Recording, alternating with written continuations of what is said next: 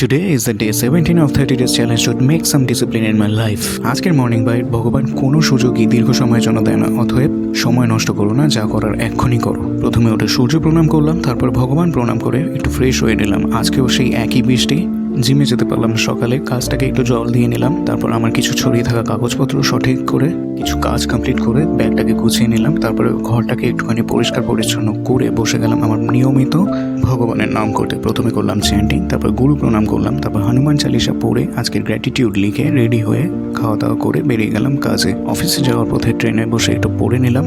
অফিসে পৌঁছে আজকে কমপ্লিট করলাম আমার কিছু অ্যাসাইন করা কাজ কমপ্লিট করে সন্ধ্যাবেলা বেরিয়ে পড়লাম বাড়ি ফেরার পথে। বাড়িতে ফেরার পথে পেলাম শ্রাবণ মাসের কিছু উৎসবের তড়িঘড়ি। দুদিন জিমে যাইনি, তাই আজকে বাড়িতে ফিরে একটু ফ্রেশ হয়ে বেরিয়ে পড়লাম জিমে যাওয়ার জন্য। জিমে গিয়ে একটু স্ট্রেচ আউট করে আজকে করলাম বাইসেপ অ্যান্ড ফোরাম। বাইসেপের জন্য প্রথমে করলাম বাইসেপ চিন আপ, তারপর আন্ডার হোল কার্ল, তারপর করলাম কেবিল কার্ল, তারপর এডি কার্ল, তারপর করলাম পিচের curl and then hammer curl করে বাইসেপ কমপ্লিট করে দিলাম। দেন ফোরামের জন্য করলাম প্রথমে কেবিল রোল ওভার, তারপরে পাম্প আপ রিস্ক কার্ল, তারপর pump down wrist curl, then normal wrist curl করে আজকের মতন ওয়ার্কআউট কমপ্লিট করে দিলাম। তারপর বাড়িতে এসে ফ্রেশ হয়ে নিলাম, দেন ডিনার করে বসে পড়লাম লার্নিং সেশনে।